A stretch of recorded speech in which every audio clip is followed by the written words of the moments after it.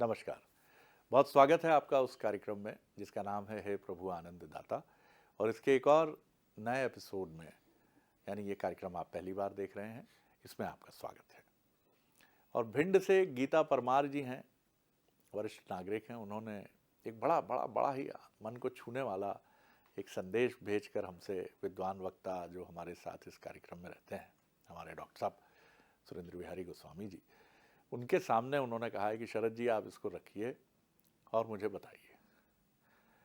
इन्होंने प्रश्न ये किया है, जानना ये चाहा है कि जीवन में बड़ेपन का भाव कब और कैसे आता है। क्या ये घटना प्रधान होता है?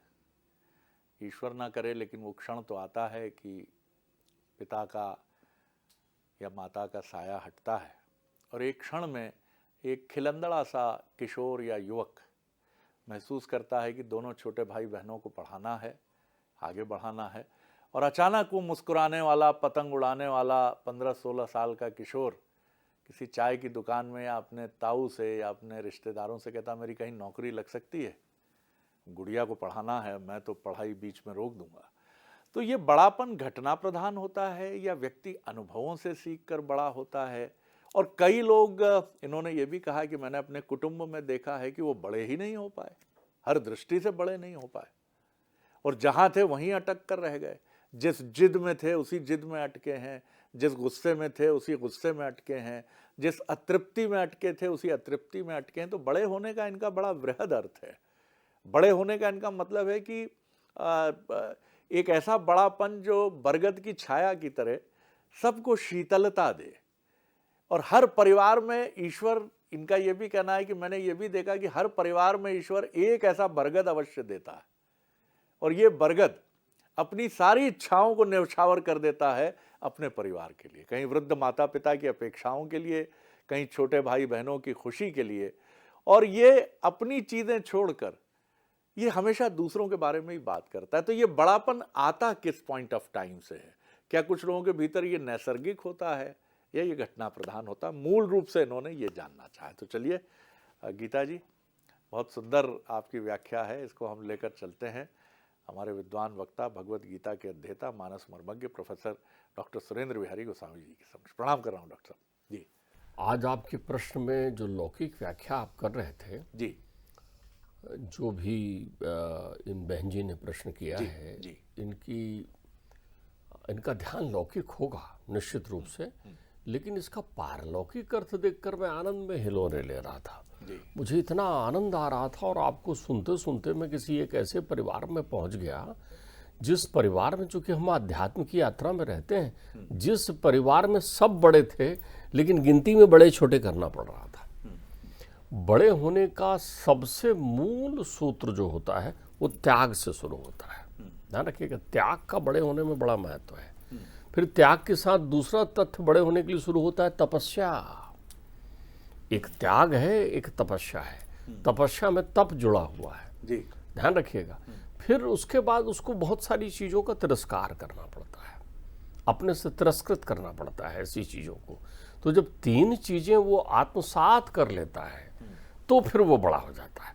जब बड़ा हो जाता है तो फिर मैं, आप देखिए, जिनकी चर्चा आप प्रायः करते हैं, हम चर्चाओं में उन्हीं को ध्यान करते हैं, उनको ही सत्य स्वरूप मानकर आराधना करते हैं, जिनके लिए हम सत्यम परमम धीमहि कहते हैं, वो तो राम ही है ना। अब राम के परिवार में बड़ा कौन है, ये चिंतन छिड़ गया। बहुत से संत बैठे हुए थे और उन्होंने कहा बड़ा कौन है?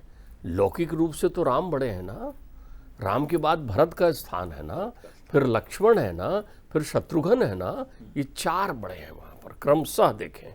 अब आप देखिए, इनमें से कोई छोटा नहीं है, इनमें से किसे आप छोटा कहेंगे? किसे छोटा कहेंगे? ये एक चिंतन की विषय वस्तु थी कि वो देखने लगे कि बड़प्पन तो सब में है, लेकिन कहीं लड़कपन है क्या? तो लड़कपन तो राम में भी है। राम भी लड़ी आते हैं लखन के साथ में। जी, जी। वो भी बैठकर उन किष्किंधा की गुफाओं में बैठ करके लक्ष्मण के साथ अपने अंतरंग प्रेम की बातें बताते हैं। वो भी जो है उपवन में सीता को देख करके धीरे से मुस्कुराते हुए लक्ष्मण से, कनखियों से अपनी बात करते हैं। वो भी ये बताते हैं कि मेरे अंतर मन में प्रेम उत्पन्न हो रहा है। ये आज ऐसा कैसे हो रहा है मेरा बहुत मन? सुंदर। तो ये लड़कपन है ना, बड़े भाई में लड़कपन भी है, ये ध्यान रखिएगा। तो लड़कपन खोता नहीं है, लड़कपन खोता नहीं है। तो फिर त्याग किसका करते हैं? त्याग स्वार्थ का करते हैं। जो भी व्यक्ति परमार्थी हो जाता है वो बड़ा हो जाता है। हाँ, वाह वाह। ध्यान रखिएगा, बड़ा होने का पहला सूत्र है उसका परमार्थी होना चाहिए। परम अर्थ का अर्थ होता है कल्याण। उसके चित्त में केवल कल्याण होता है, जिसके लिए हम लोग उस कल्याण को श्रेय मार्ग कहते हैं। उसका पथिक हो जाता है वो, उसके पास कुछ नहीं होता, केवल एक सोचता है। तो वो ऐसी स्थिति में तप करता है। तप किसका करता है? त्याग का। वो सब त्यागता है। राम ने त्याग दिए। देखिए, लौकिक और पारलौकिक दोनों का अंतर देखते जाइएगा। राम अपनी प्रसन्नता बताते हैं, कैकेयी उनसे कह नहीं रही है। राम का परिवार, जब भी मैं चिंतन करता हूं तो ये सोच में पड़ जाता हूं, चाहे वाल्मीकि रामायण पढ़ लीजिए, चाहे तुलसी की रामायण पढ़ लीजिए, जी। दोनों लेखक जो हैं सावधान हैं। एक लेखक इतिहास में प्रत्यक्ष देख रहा है तो भी सावधान है। वो कैकेयी के चरित्र को प्रभावित नहीं कर रहा है। कैकेयी के चरित्र पर प्रतिकूल टिप्पणी भरत से ही करा रहा है, राम से नहीं। भरत कह रहे हैं कि मैं मर गया होता तो कितना अच्छा होता, तुझ कुलकलंकी का पुत्र होने का मुझे ये दुर्भाग्य नहीं झेलना पड़ता। भरत कह रहे हैं, ध्यान रखना, राम नहीं कह रहे हैं। राम को सबसे प्रिय माताओं में कैकेयी है, कैकेयी को सबसे प्रिय राम है। लेकिन बुद्धिनाशात प्रणश्यते, वो भी देवताओं के हित के लिए यदि बुद्धि नाश हुई है तो कैकेयी कह नहीं रही है। कैकेयी केवल ये कह रही हैं कि बेटा वो 2 वर मांगने थे मुझे, तो मैंने तेरे पिता से 2 वर मांग लिए। बोले तो अच्छा किया माँ, क्या वर मांगा है? बोले कुछ नहीं, मैंने ये मांगा है कि भरत को जो है वो राजसत्ता दे दिया जाए और तुझे जो है वन की ओर भेज दिया जाए, ऐसा मैंने तेरे पिता से कहा है। तो चूंकि तेरे पिता तुझसे बहुत प्रेम करते हैं ना, इसलिए पिता मूर्छित हो रहे हैं, इसलिए पिता जो है वो घबराए हुए हैं, इसलिए पिता के मुंह से वाणी नहीं निकल रही है। तो बेटा तू बड़ा है, तेरे को जैसा उचित समझ में आता है कर, कैकेयी कह रही है। वचन दिया, रघुकुल रीति सदा चली आई, प्राण जाए पर वचन न जाई। ये वचन तो दिया उनने, मैंने मांग लिया, तुम कहो तो मैं वचन वापस ले लूं, तुम कहो तो मैं ये वचन वापस ले लेती हूं। अब राम की प्रतिक्रिया देखिए, देखिए तपस्या कैसी होती है, त्याग कितना क्विक होना चाहिए। त्याग में सोचने का समय नहीं होना चाहिए। एक निश्चल मुस्कुराहट के साथ राम कहते हैं, आहा आपने कितना अच्छा मांगा है माँ, मेरा प्रिय है भरत, भरत को आपने ये राज्य दे दिया, इससे अच्छा प्रिय क्या हो सकता है मेरे लिए, ये बहुत अच्छा मांगा। और मुझे वन का राज्य दे दिया, वनवास नहीं कह रहे हैं, मुझे वन का राज्य दे दिया, जहाँ साधु संत समागम मुझे मिलेंगे और मैं भ्रमण करते हुए वहाँ जाऊंगा, उनका सत्संग मुझे आपने दे दिया। इतनी कृपा की माँ मुझ पर, ये तप है, ये तप है। अब भरत भी लौटा रहे हैं। हाँ लौटा रहे हैं। अब अभी भरत तो छोटा कौन, राम तो अगर राम से पूछो तो राम को तो अपने से बड़े भरत दिखाई पड़े हमेशा। इसलिए राम ने हर बार, देखिए हनुमान को देखकर उनके मन में आया कि मैं उसको कितना प्रेम करूं, तो वो कहते हैं तुम मम प्रिय भरत ही सम भाई, लक्ष्मण सम भाई नहीं कहा, क्योंकि लक्ष्मण छोटा है, अभी उस बड़प्पन पर नहीं पहुंचा है जिस बड़प्पन पर भरत है। भरत भी त्याग करने, भारत भी भरत ही सम भाई, भरत कह रहे। विभीषण जा रहे हैं तो देखिए कैसे कीर्ति फैल रही है, बड़प्पन की कीर्ति फैल जाती है उस त्याग की, उस तपस्या की, क्योंकि वो परमार्थ होता है। उसके लिए सोशल मीडिया की जरूरत नहीं है, उसको पड़ोसी के माध्यम से बताने की जरूरत नहीं कि मैंने भाई के लिए क्या नहीं किया है। हमारे यहाँ तो ये बताते हैं लोग, अगर आप करके बता रहे हैं तो फिर त्यागा नहीं है आपने, फिर पकड़ के रखा है। मैंने अपने भाई को पढ़ाया, खुद नहीं पढ़ा, खत्म हो गया आपका त्याग, आपने त्याग किया ही नहीं। आप तो एक ऐसा पेड़ लगा रहे थे जिससे फल खाने की अभिलाषा आपके पास थी, आप परमार्थी कहाँ थे। बड़प्पन दायित्व है, दायित्व, ध्यान रखिएगा, केवल दायित्व है। और दायित्व के साथ जो जुड़ा हुआ है वो कर्तव्य जुड़ा हुआ है, कर्तव्य और दायित्व जुड़ा होता है। बड़प्पन अधिकार नहीं है, अधिकार ही को तो सब त्याग रहे हैं वहां पर। अधिकार को कंदूक की तरह, बाल की तरह एक दूसरे जहां पहुंच रहे हैं वहां एक लात लगा रहे हैं, अधिकार जाए, हमको अधिकार नहीं चाहिए। जैसे हम देश के लिए कहते हैं ना, स्वतंत्रता हमारा जन्म सिद्ध अधिकार है। कमाल है, अधिकार है, ये अच्छी बात है, लेकिन उसके साथ जो बड़प्पन के लिए दो चीजें जुड़ी हुई है, दायित्व और कर्तव्य है कि नहीं है? बहुत सुंदर। देश को स्वतंत्र बनाने का दायित्व किसके पास? वो जितने भी हमारे बलिदानी हो गए हैं, जिन्होंने अपने बलिदान दिए हैं, वो बलिदान उनका निरर्थक है यदि हमने उसको अधिकार मान लिया है। दायित्व माना क्या? प्रत्येक परिवार में बड़प्पन वहां दूषित हो जाता है जब वो अधिकार हो जाता है। मैं बड़ा, बस अब वो खत्म हो गया, वहां त्याग चला गया, वहां तपस्या खत्म हो गई। वहां आपने तिरस्कृत नहीं किया मोह को। तिरस्कार किसका करना है? मोह का। तो विभीषण जब मिलने आ रहे हैं तो किस राम से मिलने आ रहे हैं? ये सोचने वाली बात है। विभीषण वहां से संकल्प लेकर चल रहे हैं कि मैं राम से मिलने जा रहा हूं। तो कौन से राम से मिलने जा रहे हैं वो?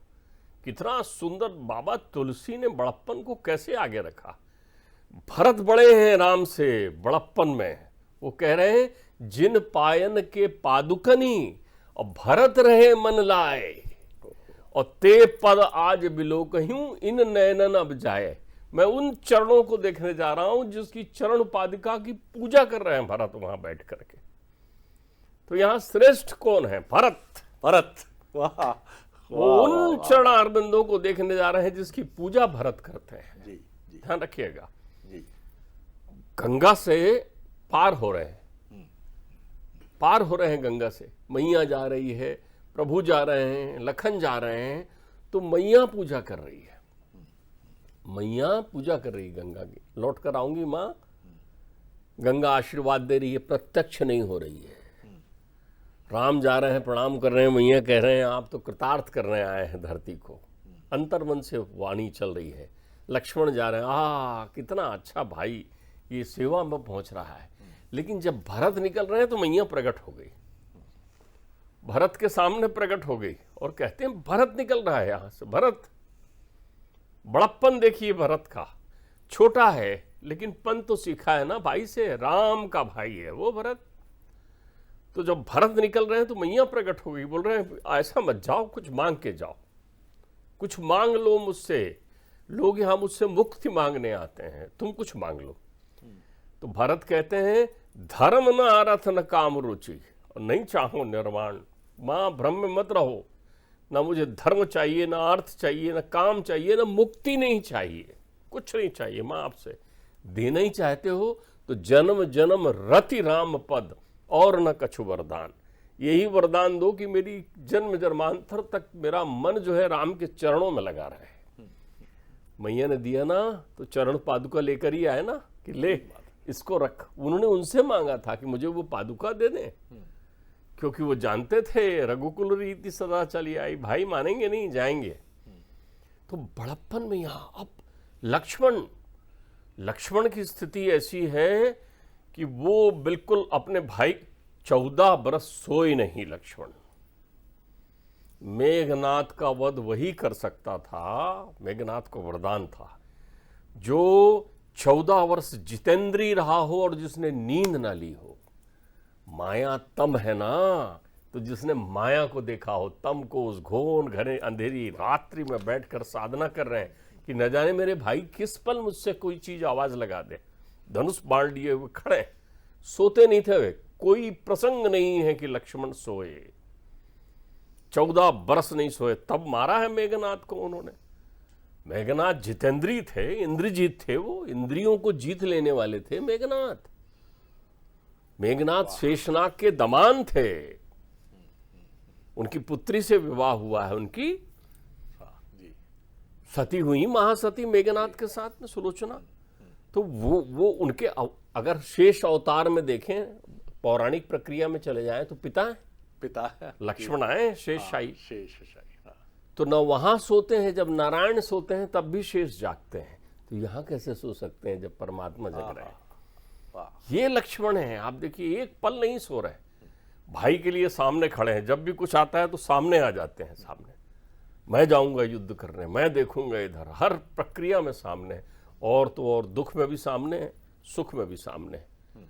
सुख की प्रक्रिया में तो वो विलुप्त हैं, लेकिन जब दुख की प्रक्रिया आ रही है सामने, आप देखिए सब भाइयों में चयन करते हैं वाल्मीकि रामायण में कि सीता को वन छोड़ने कौन जाए,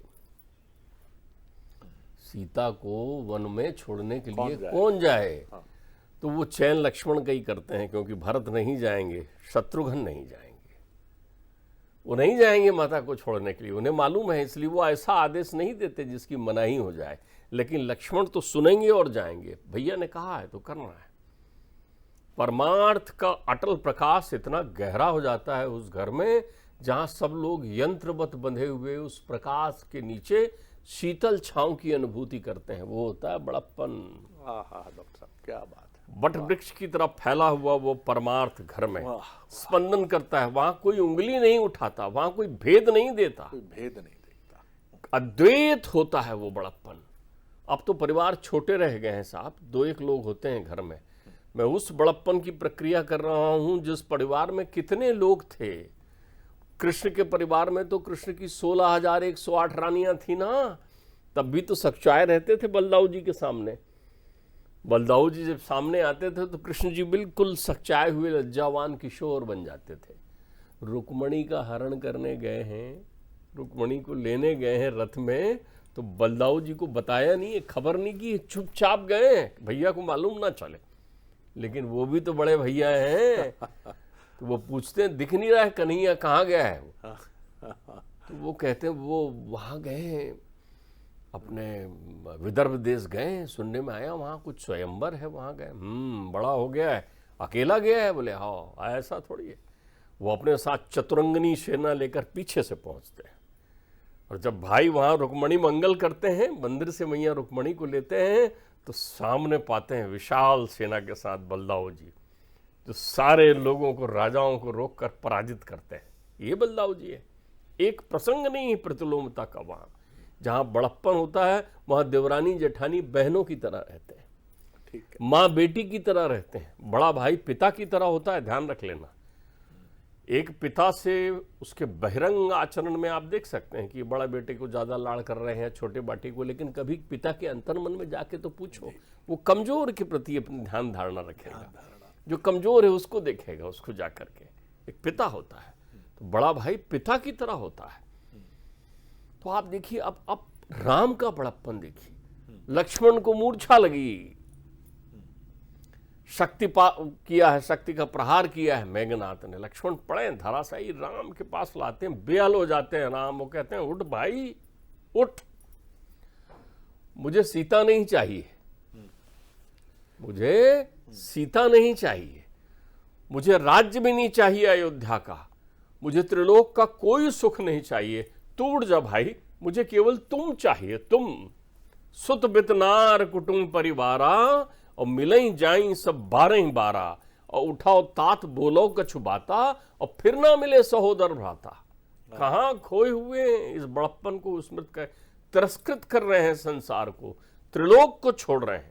जो लोग लड़ते हैं आपस में भाई बहन, वो ध्यान रख लिया करो कि किसके लिए लड़ रहे हो संसार में, कौन सी प्रक्रियाएं हैं तुम्हारे पास इस नश्वर संपत्ति के लिए।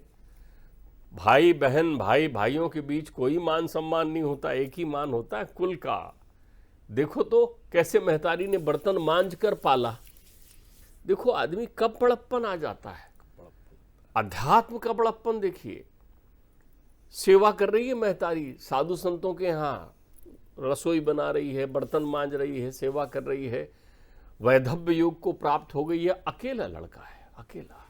ये दायित्व माता पिता का भी है कि बड़प्पन कैसे विकसित करें। इकलौता पुत्र है, 5 बरस का है, ध्यान रखिएगा। गोदोहन करने गई तो सांप ने काट लिया, माँ भी चली गई, लेकिन माँ की शिक्षा नहीं गई ना। तो साधु संतों के पास जाकर वो कहते हैं मुझे बताओ परमात्मा कैसे मिलेंगे, मैं वो ध्यान करूंगा। और ऐसा ध्यान करते हैं कि नारद हो जाते हैं। नारद जी अपनी महतारी से शिक्षा लेकर पहुंचे। ध्यान करना है, बड़प्पन प्राप्त। बड़प्पन किसी भी दिशा का हो सकता है, पारिवारिक ही नहीं, संसार के लिए बड़े बनना सबसे बड़ा बड़प्पन है।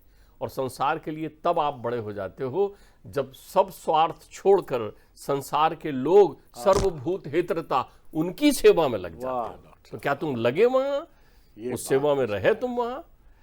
बहुत सुंदर, आप यादों के गलियारे में ले गए। मैं डॉक्टर साहब, शुरू से पिताजी सरकारी सेवा में रहे, तो सरकारी घरों में रहने का एक बड़ा लंबा समय रहा। मैं देखता था कि ये 80 के दशक की बात है, बहुत छोटे थे हम, लेकिन लता मंगेशकर का जिक्र होता था कि उन्होंने विवाह इसलिए नहीं किया कि छोटे भाई बहनों का पालन करना होता था। और उस समय 80 के दशक में हर सरकारी घर में, हर सरकारी घर तो नहीं, हर चौथे पांचवें घर में एक ऐसी दीदी या एक ऐसा भाई जरूर मिल जाता था जिसने इस लौकिक सुख का त्याग किया था। बाल में सफेदी झलकने लगी है, कपड़े वही हैं, वो कहते थे दीदी देखो ये सिर्फ सूती साड़ी पहनती हैं और उसको पढ़ा रही हूँ, उसको वहाँ ले जा रही हूँ, घर में कुछ नहीं, अपने लौकिक सारी इच्छाओं का त्याग करके। ये क्या भरत से कम है? इन्हीं लोगों ने तो कुल, परंपरा और समाज का नाम बढ़ाया है, जो डॉक्टर साहब ने आज कई बार आंखें गीली हुई याद करके, वो दृश्य याद करके। वो भाई जिसका चेहरा, जिसकी बातें जो कभी यौवन में बहुत सुंदर रहा, लोग मजाक भी उड़ाते थे कि शादी नहीं की, अब क्या हाल होगा तुम्हारा बुढ़ापे में। लेकिन वो अपने लौकिक सुख को छोड़कर एक अलौकिक सुख से कहता था, छोटा डॉक्टर है, बड़ा चेन्नई में कंपनी में लग गया है, दोनों बहनों की शादी हो गई है, और फिर भरी आंखों से माता पिता की दीवार पर टंगी फोटो की तरफ देख लेता था। आप देखिए शरद जी, जी, आपकी चर्चा आज भावपूर्ण है। भावपूर्ण है। तो मैं इस चर्चा में जब खो रहा हूँ, मैं तो हर प्रेरणा सनातन से लेता हूँ। सनातन से, बिल्कुल। देखिए, ये हमारी कुल परंपराएं हैं, ये हमारे पुरोधाएं हैं, ये हमारे मार्गदर्शक हैं। आप देखिए कितना सुंदर वृतांत पिताजी बताते थे। जी, मैंने कहा पिताजी शत्रुघ्न जी के बारे में कभी आपने कहा नहीं। और बोले सुन, बैठाए उन्होंने मुझे कहा सुन, ये कथा सुन ध्यान से, अपने जीवन में याद रखना। राम गए वनवास, लक्ष्मण गए उनकी सेवा में, नंदी ग्राम में बैठे हुए हैं भरत जी, परिवार का त्याग करके। वही, किसी के यहाँ कोई संतानें नहीं है, ऐसा नहीं कि भैया लौट कर आएंगे तो मैं परिचय कराऊंगा, ये आपके भतीजे दो। आपका जीवन कैसा चल रहा है? जैसा भाई सुख दुख वही जो बांट ले। जब आप किसी दूसरे का दुख ले लेते हो ना, तो वो आनंद बन जाता है, ध्यान रखिएगा, उसी को आनंद कहते हैं। आप लीजिए तो दुख और पीड़ा किसी की लेकर देखिए, आप आनंद बन जाएगा, फिर उसको आपकी स्मृति में ब्रह्म की तरह संजोए रखेंगे। तो एक दिन वो कहते हैं कि एक दिन छत पर थोड़ी कुछ आवाज सुनी मैया कौशल्या ने, तो वो ऊपर गई कि कैसे महल की छत पर कुछ आवाज हो रही है। तो देखा एक दीपक जल रहा था, उस पर वो हाथ दे करके एक महिला को खड़े देखा, वो पास गई तो जाकर देखती हैं, अरे तो श्रुतकीर्ति है। बोली कि तू लाड़ू यहाँ कैसे? अभी रात में सोई नहीं है? कहाँ गए शत्रुघ्न? छोटे लल्ला हैं कहाँ मेरे? बोले वो तो घर में रहते ही नहीं, आज वर्षों हो गया, मैंने उन्हें देखा ही नहीं है। अरे बोले शत्रुघ्न कहाँ रहता है? तो बोले मुझे नहीं मालूम, वो घर में नहीं है। तो दूसरे दिन मैया ने भोर होते ही शत्रुघ्न का स्मरण किया, बुलाया उसे, वो आया। बोले माता जी बताइए सेवा में। उनकी तरफ देखा, उनके भी जटाजूट बढ़े हुए थे, वो भी वैसे ही वस्त्र पहने हुए खड़े थे। उनने कहा बेटा तू रात में महल में नहीं रहता, कहाँ रहता है तू? तो थोड़ा संकोच में हुए वो। उनसे बोले बता।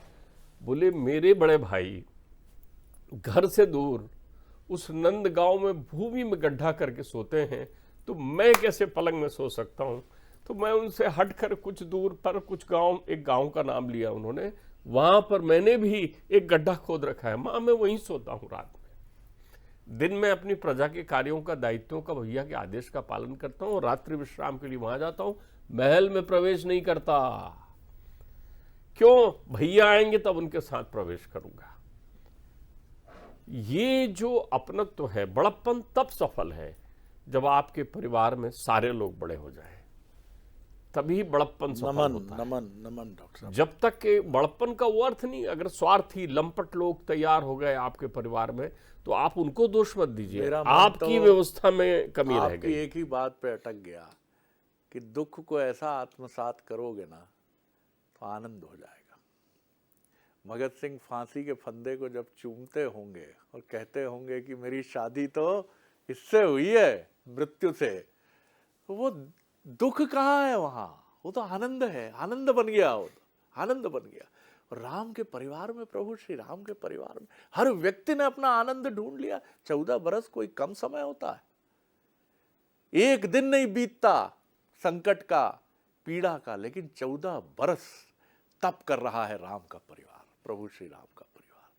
शत्रुघ्न गांव में जाकर गड्ढा खोद के वहां उसकी परिकल्पना करके कि मेरा भाई कितनी पीड़ा में है। कैसा जीवन है हमारा? अगर हम सोचें, संपत्ति विवाद में भाई भाई के पीछे पड़ा है, लठ लेके पीछे दौड़ रहे हैं, कितने विवाद होते हैं, एक दूसरे को विवाह में देख के मुंह फेर लेते हैं। क्या हम किस किस, और ये सब सनातन सम्मत है, जिस सनातन से आप और हम उपजे हैं। इससे अधिक क्या कहा जाए। बड़ा आनंद आया डॉक्टर साहब। और सबसे बड़ी चीज मैं फिर याद करूंगा कि दुख को आनंद बनाने की कला ही बड़प्पन है। प्रणाम। अगले एपिसोड में एक और विषय लेकर उपस्थित होंगे।